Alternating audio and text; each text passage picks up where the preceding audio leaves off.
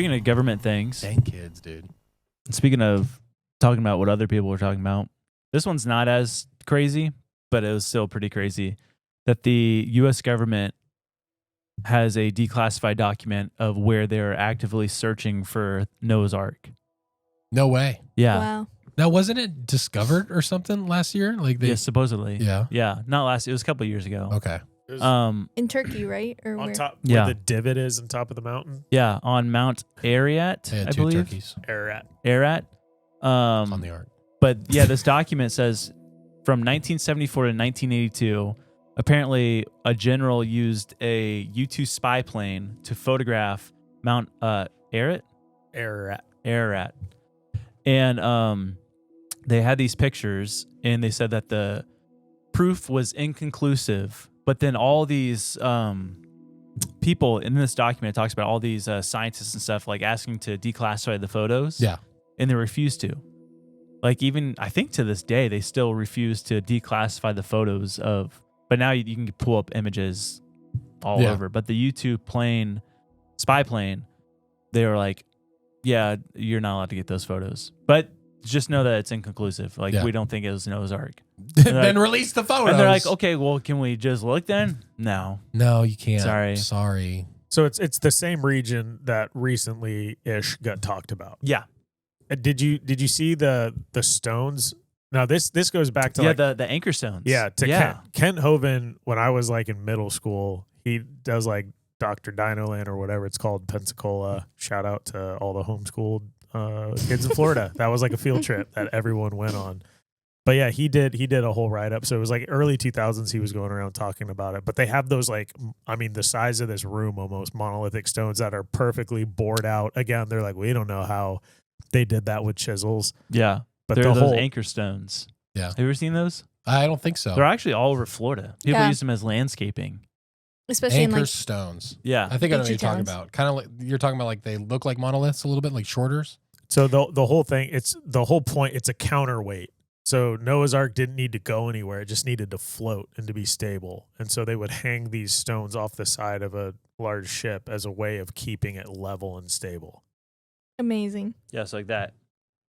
Those are like old ancient anchor stones No way. that people literally just plop in their front yard.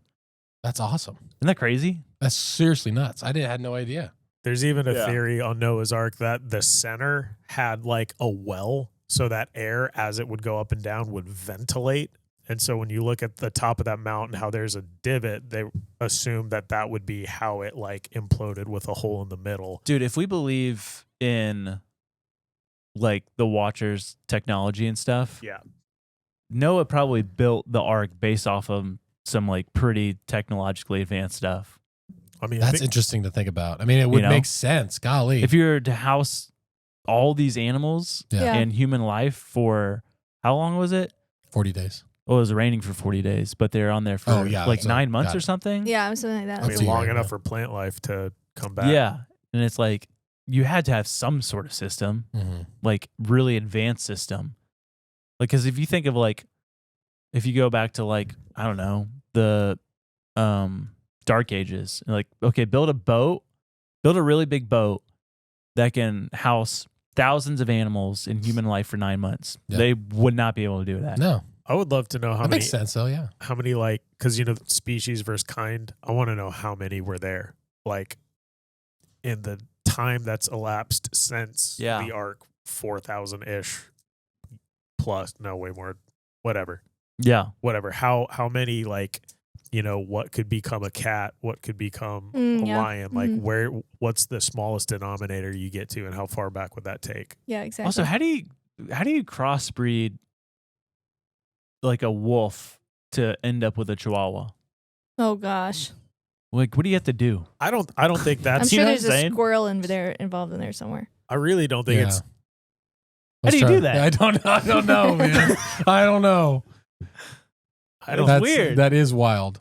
To me, that's the Chihuahua and Great Dane thing. Like, I have a Corgi, and she is 22 pounds at a year, and Corgis go up to 40 pounds. So you think that literally within one breeding cycle, if you get a runt, you can cut the size of the creature in half. Yeah, but you got to take a lot of runs from a wolf to come up with a chihuahua. Yeah. Every year, Like you, I said, there's a squirrel in there. Probably. There's a coyote that had a weird idea one day. Something to think about. Yeah. I was trying to think of a joke The or real something small, questions. but Yeah. That's Crazy wild. stuff. Yeah, it's super wild. Ninjas are butterflies. Did I say ninja? I meant The butterfly is no doubt one of God's most beautiful